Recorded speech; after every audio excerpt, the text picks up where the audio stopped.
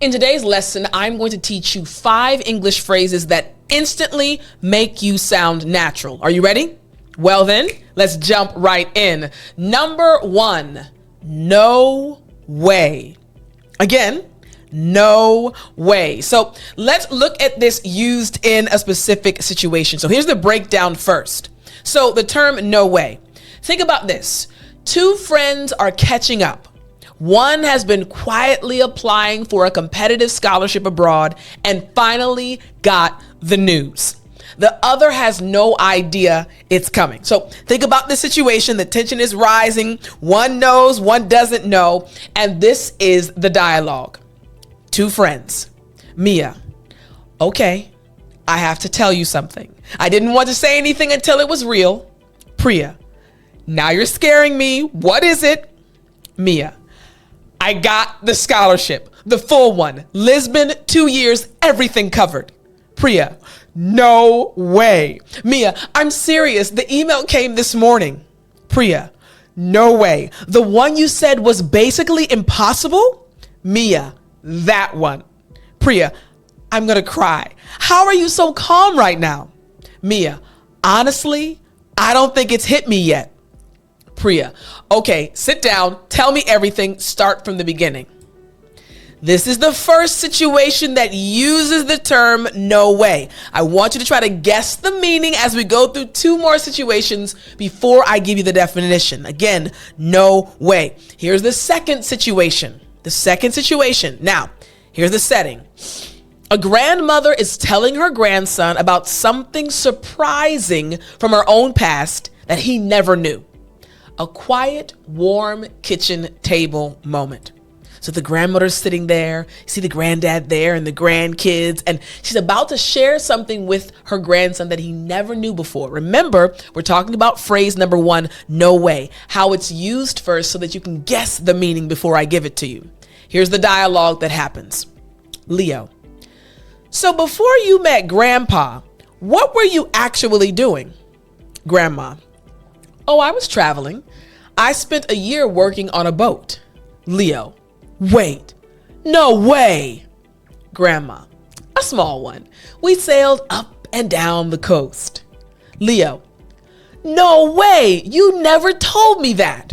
Grandma. You never asked. Leo. Grandma, you can't just drop that and keep peeling potatoes. Grandma. It was a long time ago. Leo. I need the whole story right now. Grandma. All right. Get the tea going first. So you see, in this situation, Leo used the phrase no way twice. Are you kind of guessing what it means? Here's the third situation, the third dialogue before I give you the actual meaning. So again, now this is between coworkers. Here's the setting. 2 colleagues are sitting at adjacent desks. One just heard real company news and shares it with the other. Surprised, but still professional. The kind of reaction welcome between peers. So one has heard some information and the other has not. Here's the dialogue. Carlos. Did you see the message from leadership? Dana.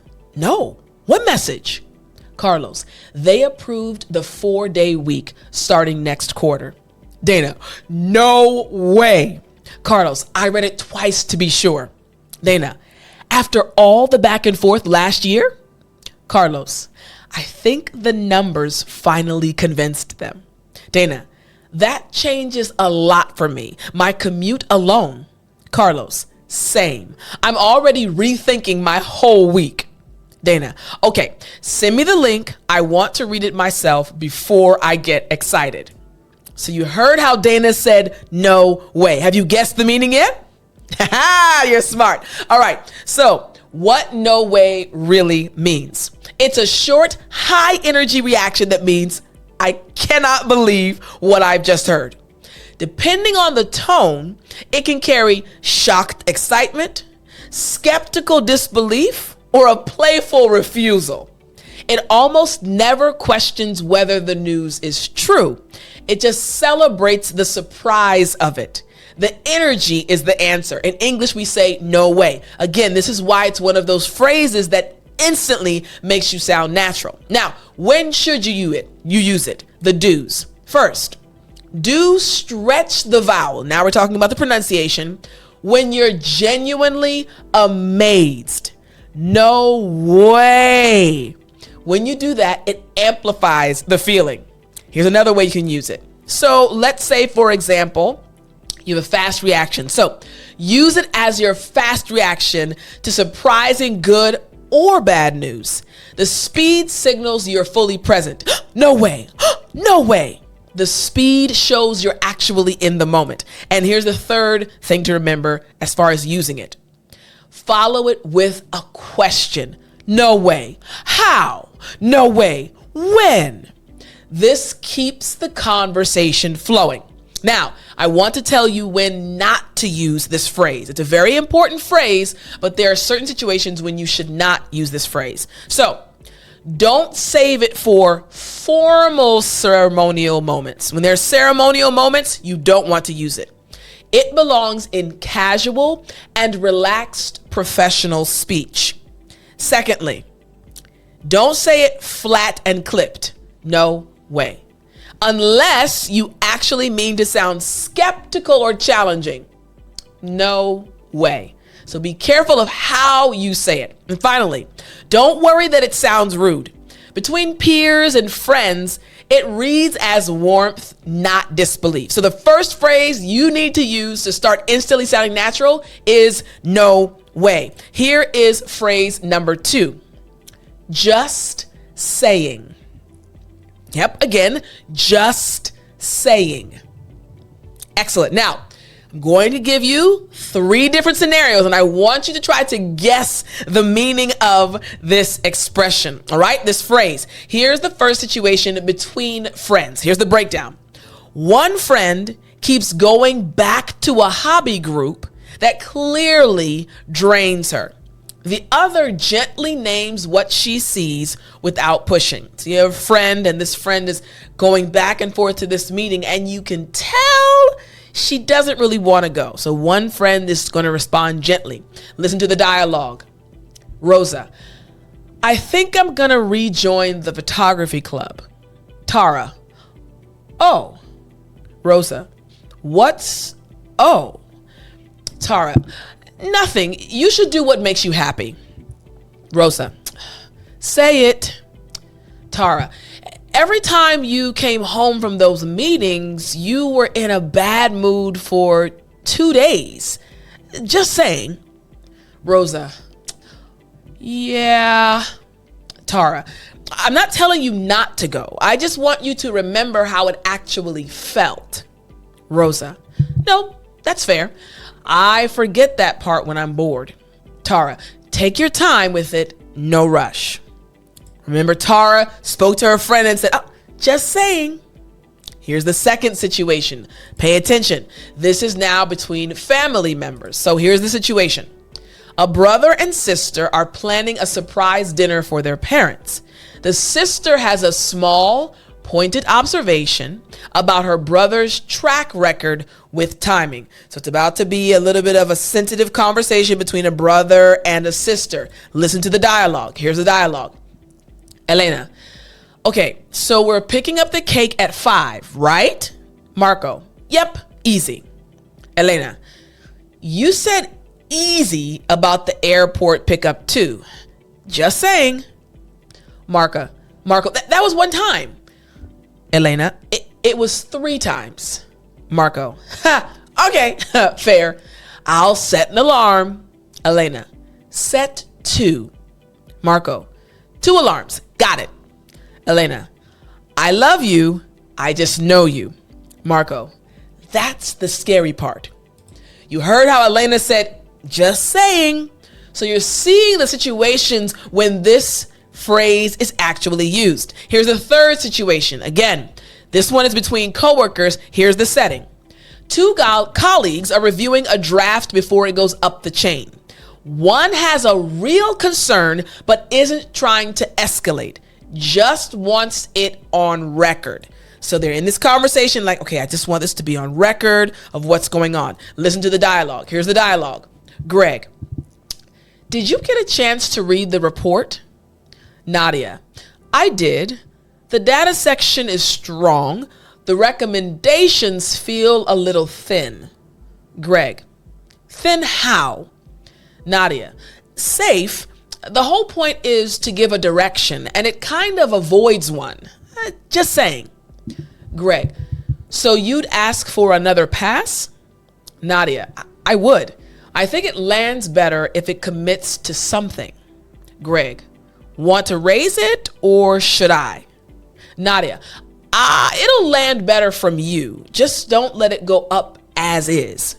Greg, okay, I'll frame it as a small revision. Nadia, perfect. That's all I'm asking. You heard how Nadia said, just saying. So what does this phrase just saying actually mean?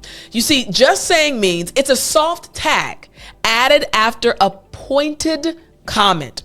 It signals, I'm not trying to start something, but I wanted to put this out there. I don't want an argument. I don't want to make you upset, but I wanted to make you aware of this. You see, it doesn't erase the comment that came before it. It just frames it as casual, just relaxed. The real message is always the sentence before just saying. So here are the 3 do's for this phrase. Number 1, do place it at the end of the comment, never the beginning. At the end. Do number 2, do use it to soften honest feedback you still want heard. Soften honest feedback, but you still want to tell them. And number 3, what you should do listen for the comment that comes right before it. That's what the speaker actually means. Now, these are the things you should do. Let's look at 3 things you should not do. So first, don't add it after a genuine compliment. Nice shirt. Just saying. It accidentally makes a kind thing sound loaded. So you don't want to do that. Don't rely on it to fully take back something sharp. The original comment still lands. So be careful what you say before you say just saying. And finally, don't use it in formal writing or serious professional documents. It's a spoken casual softener. Again, just saying. This leads us to our 3rd phrase. Our 3rd phrase is ping me. I like this one. Again, ping me. Excellent. Now, listen to the 3 different dialogues and situations and try to guess what ping me actually means. So here's the first setup, the breakdown. A manager passes a team member's desk on the way to a meeting and wants to talk later, casually, without scheduling anything heavy. The manager's walking by, like, okay, I want to talk to them later. So the manager's walking by and just wants to meet casually. Nothing serious, nothing is wrong. Here's the dialogue. Sophia, hey, do you have any time this afternoon? Ben, should be free after 2. What's it about? Sophia, the new project. I want to think through who does what. Ben, cool. Ping me after my 2 o'clock and I'll come find you. Sophia, works for me. Should I loop in Daniel? Ben, maybe not yet. Let's sort the basics first. Sophia, good call. And ping me right away if anything urgent comes up before then. Ben, will do. Ping me was used 2 times. This was a natural dialogue that would happen in the workplace. What does this ping me actually mean? Here's the second dialogue, the second situation we're diving into. All right, so here's the breakdown. 2 friends are planning a weekend trip. One works in tech and the workplace word slips into a personal chat and they both notice it. So they're planning a trip, they're going to go on vacation, and this phrase suddenly slips into their conversation. Listen to the reaction. Here we go. Here's the dialogue. Jay, are you still good for the hiking trip in August? Omar, yeah, just waiting to lock my schedule. Jay, when will you know? Omar, end of next week, probably. Jay, cool. Ping me when you do. Omar, did you just ping me on a Saturday? Jay, listen, I work in tech. Leave me alone. Omar, no, I love it. Very professional of you. Jay, Look, text me, call me, send a carrier pigeon. Just let me know. Omar, pigeon it is. So you notice the joke that came up. Did you just ping me in a regular conversation? You're noticing when ping me should and should not be used, right? Here's the third dialogue, the third situation. Here's the breakdown. A daughter is helping her dad, who's just started a remote job and is learning the messaging culture. The dad uses the phrase a little stiffly, and the kids coach him, all right? His daughter is coaching him, all right? So the daughter's helping him, and then he uses the term ping me, and this is what the dialogue sounded like. Dad, my new team keeps saying ping me. What does that even mean? Hannah, his daughter, it just means message me when you have a second. Slack, email, whatever. Dad, so I can say it back to them? Hannah, totally. Ping me when you're free. That's super normal. Dad, ping me when you're free. Hannah, a little smoother, Dad. It's casual, not a robot command. Dad, ping me when you're free. Hannah, there you go. You sound like you've worked there for years. Dad, I've been there 4 days. Hannah, nobody needs to know that. You caught it, right? Ping me. Okay, now what does this expression, this phrase actually mean? Ping me just means send me a quick message when it works for you. Usually it's sent through a chat, an email, or a text. It comes from tech and has spread into almost every modern workplace. It's intentionally low pressure. The underlying message is, I'm reachable, but I'm not waiting on you. You got it? Now, here are 3 things you should do in relation to this phrase. Do use it for casual, peer-level coordination. It's the natural register for modern team communication. It's very natural. Number 2, do pair it with a small time cue when helpful. Ping me after lunch. Ping me by end of day. Ping me after 2 p.m. Attaching a time is very natural. And number 3, do let it stay light. The whole point is that it lowers pressure. All right, so you do know when to use it. Now, this is important. Do not, 3 don'ts, do not use it with someone who'd find casual workplace slang surprising or too informal. Read the relationship first before you use it. Also, don't overstress. Ping me. Don't do that unless you mean to sound impatient. Ping me. If you want to sound impatient, then you can do that, but be careful. And finally, don't reach for it in genuinely formal requests where a fuller message fits better. So again, our third phrase, ping me. Here's our 4th phrase, again, that instantly makes you sound natural. Have a good one. Yes, good. Have a good one. Excellent. Now, we're going to see 3 different situations, 3 different dialogues where this is used, and I want you to guess the meaning. Have a good one. Here's the first situation, all right, between coworkers, the breakdown. It's the end of the workday. 2 colleagues pack up at the same time and head out. It's a warm, light goodbye, no specifics needed. So they're both heading out, leaving, and then this phrase comes into the picture. Listen to the dialogue. Will, heading out? Renee, yeah, trying to beat the traffic. Will, smart. It's been brutal all week. Renee, I almost missed my daughter's recital on Tuesday because of it. Will, oh no, did you make it? Renee, just barely. Got there right before her part.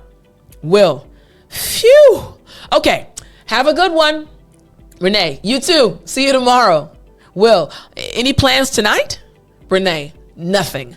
That's the whole plan. So you see, you heard how have a good one was used. What about this situation? All right, here's the breakdown. We have 2 friends finishing a quick coffee. One has to run to meet someone else. a casual, breezy sign off. So two friends are spending time together at a cafe, but then one needs to leave. Listen to this dialogue. Here we go. Lily. All right, I gotta run. I'm meeting my cousin in 20. Grace. Oh, tell her I said hi.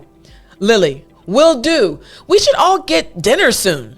Grace. Yes, I've missed her. Lily. I'll text you both this week and set something up. Grace. Perfect. Lily. Okay, have a good one. Grace. You too. Get home safe. Lily. Always. Grace. Talk soon. You heard how this was naturally used. Again, what is the expression? What is the phrase? Have a good one. Here's the third situation, all right? Here's the breakdown between family members. A quick phone call wrapping up between a mother and her adult son. He's busy, she's calling to check in, and the goodbye is short and warm. So you have this mother talking to her adult son and he needs to run, so they need to say goodbye. Listen to how the phrase is used. Mom. Okay, I won't keep you. I know you're busy. Adam. It's fine, Mom. I've got a few minutes. Mom. No, go do your thing. I just wanted to hear your voice. Adam. I'm glad you called. I'll come by this weekend. Mom. Sunday? I'll make your favorite. Adam. Sunday's perfect. Mom. All right, sweetheart. Have a good one. Adam. You too, Mom. Love you. Mom. Love you more. Adam. Not possible. Bye. You saw, you heard how the phrase was used. Have a good one. So what is the meaning of this phrase? Have a good one. It's simply a casual closing that wishes someone well without specifying what.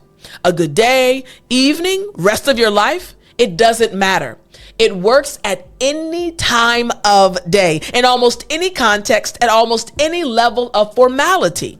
Its vagueness is exactly why it became universal. You will hear native English speakers saying, have a good one all the time. You never have to know what time it is or what the other person is doing next. So let me give you three situations, three do's for this phrase. Do reach for it when you don't know the exact context. It fits almost anywhere. Secondly, again, speaking about when you should use this. Do let the exclamation in your voice carry the warmth. Have a good one. Carry the warmth. And do use it as a reliable, warm goodbye with coworkers, friends, neighbors, even strangers. Have a good one. I say it all the time. Now, these are three things you should not do in relation to this phrase. Don't say it flat and toneless, or it can sound transactional instead of friendly. Have a good one.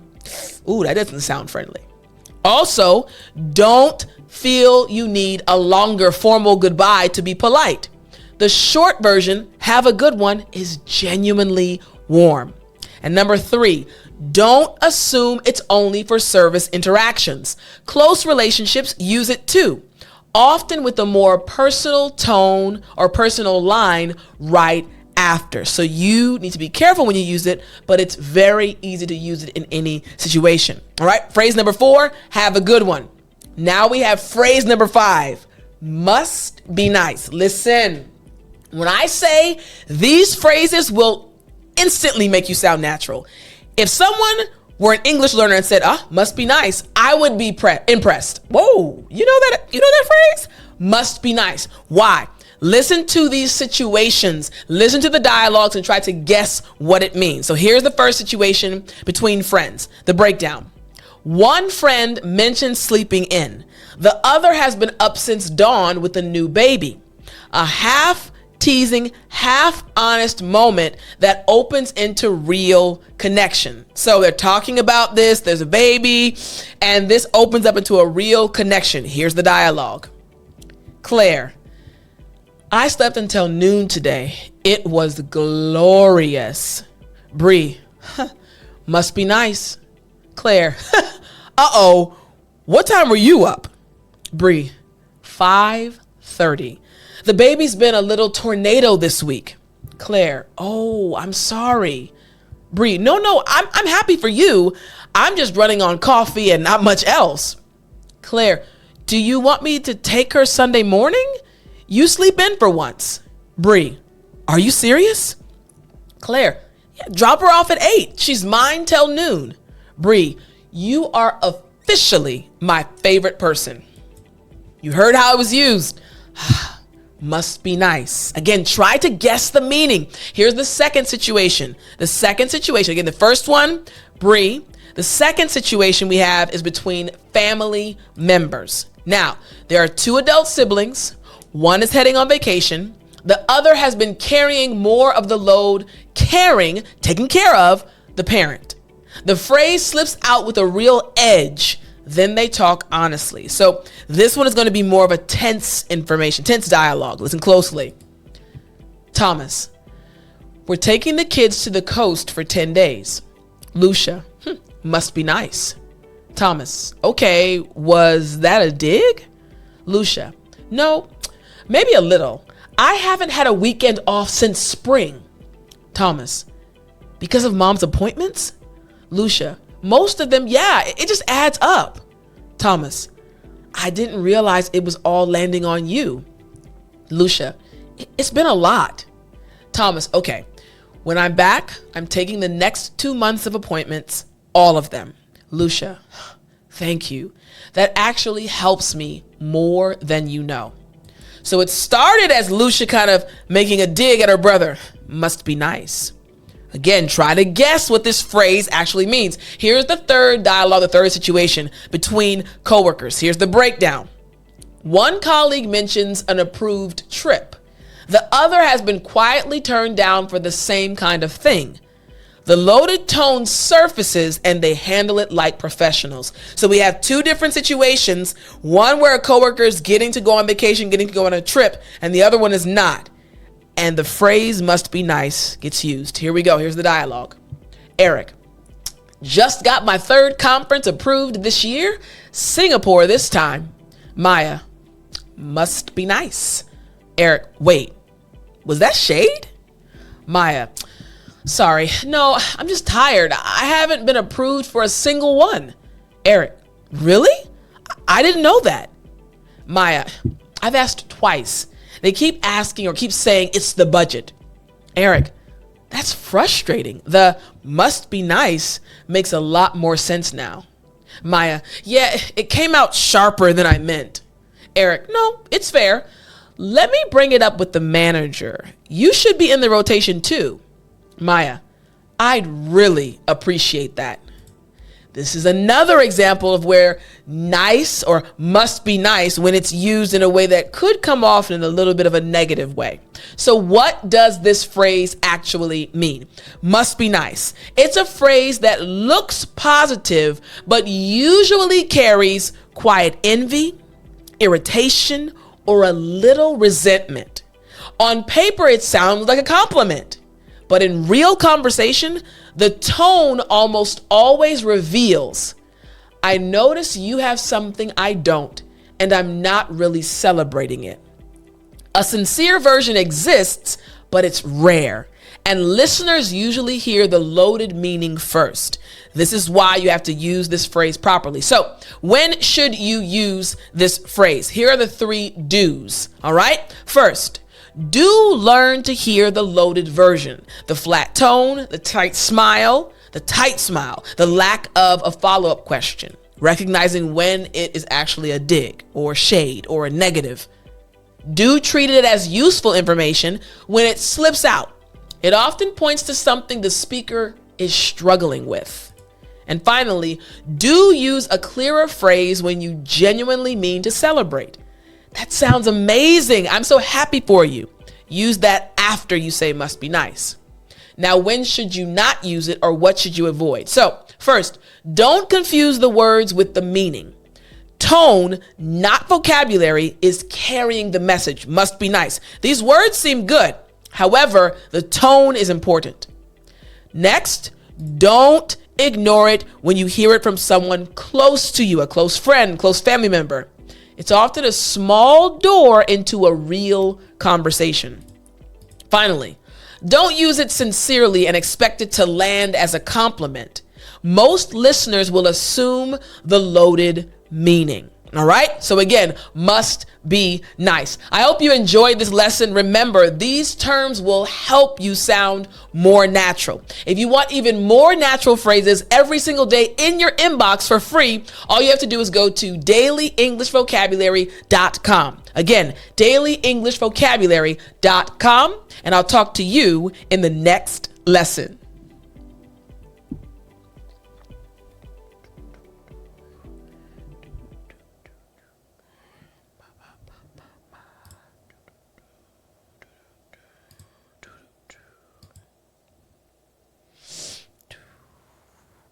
You still there? You know what time it is. It's story time. Hey, hey, hey. I said it's story time. All right. This is one of my favorite stories to tell. It deals with music. And as you can tell, I enjoy singing. I was called the singing teacher when I was in South Korea. And I was there for 10 years. So this happened when I was in the 8th grade. Now, my 8th grade classmates, we are still close to this day. So it's so many years later and we still are in contact with each other. We were very close. So close that our 6th grade teacher, when we moved to 8th grade, she actually switched so that she could be our homeroom teacher again. Miss Howard, we know you loved us. That was her name. That's her name. So Miss Howard was our teacher, all right? It was our 8th grade class. We were very close. We always played together when we went outside. When we were in the classroom, if we got in trouble, we all tried to help each other. We were just very, very close. Now, I remember this one day very, very clearly. Our teacher said, I need to go to the office. While I'm gone, I need you guys to just continue doing your work. Sure, no problem, Miss Howard. We gotcha, right? So we're all sitting at our desks and we're doing the work she has assigned to us, right? We're all very smart. So we were good kids. We weren't bad kids, right? So she said, okay, I'm going to go to the office and I'll be back probably in about 15 or 20 minutes. You guys keep doing your work. We said, gotcha, right? So she walks out the door. And it was kind of simultaneously. She walked out the door. One of our classmates looks at all of us and it was like, go time. So this classmate stands up, goes to the door, opens it slightly and makes sure that our teacher is actually walking down the hall to the office. So she turns around. We're good. She's gone. Now I stand up. Yes, your teacher. I stand up. And my other friend, another guy in our class, Anthony, I'm calling you out, but it's okay. We know the story together. My other friend, Anthony, stands up. And this is the time we didn't have the computers and stuff. We had CD players, right? Computers may have been everyone didn't have a computer at home, right? So we had a CD player, right? Was it a CD player or a tape player? I don't remember. It was a long time ago. Probably was a tape player. And at this time, Mariah Carey had just come out with her new album. You know the song, Baby, All I Want for Christmas Is You. So it was that album, right? We all loved Mariah Carey. So we had that cassette tape. So our friend was at the door saying, we're good. She's gone, right? I stood up. Anthony, come on. Now, Anthony can sing. He can still sing, right? So I said, Anthony, come on. Now, everybody in class is like, yes, come on, y'all. So I get the tape and I put the tape in the tape player, right? Making sure it's on the song that we want, okay? So I hit play. Now, the entire class, we are all on the same page. We are about to belt out this song, right? Teacher's gone. Teacher went down the hallway. She's going to the office, right? None the wiser, right? So I hit play. And you know, I don't want a love for Christmas. Like it just starts, right? So I'm singing, giving all of the vibes. Anthony's singing too. We're in it. And our classmates are the background singers. We're all just into the song, right? And the song, we're just blasting the song. Baby, all I want for Christmas is you. So we're singing, ooh, baby. We're singing to the top of our lungs. Now, again, we're contained in the classroom. The office was all the way down the hallway, right? So while we're singing, I heard a faint click in the background. I said, I don't remember that being on the song, but I'm so involved, enthralled, engrossed in the song. I'm like, I don't know what that is. So we're singing. Now, just to give you some context, this is back in the 80s and 90s. At that time in classrooms, we had what's called an intercom. And the intercom worked like this. When anyone in the office needed to make an announcement, they would hit a button and they would make the announcement, and it would kind of be broadcast throughout the school in classrooms. Makes sense. However, what we didn't really understand fully, we knew it, but we didn't realize in that moment, you could also hit a button and just listen. Not say anything, listen. So we're singing, baby, all I want for Christmas, pointing out like, okay, your turn. All right, your turn, hit this. We're all singing.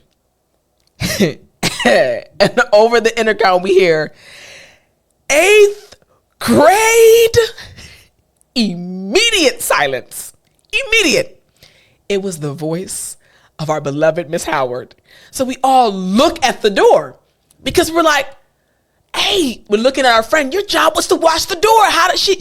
And she was like, one of our friends was like, she's not here. And we all look at the intercom. She said, turn that music off and sit your butts down. So, the way I hit the stop button so fast, and Anthony, we ran back to our seats and sat down. Now we're half laughing, but we're also still in shock, the whole class, right? So we sat down. We said, oh no, oh no. Now, mind you, now that I'm older and I'm an adult, I think Miss Howard was my age when this happened. I know that she was rolling. I know she was laughing because we weren't doing anything bad. You have a whole class of 8th graders, boys and girls, just singing at the top of their lungs. We were happy, but we hadn't listened to her instruction right. So we sat down, heard another click. We were like, oh, now it's off. And she came back to the classroom. And there was a moment of silence again. She looked at us. We looked at her. She looked at us. And we looked at her. She said, open your all books so we can study.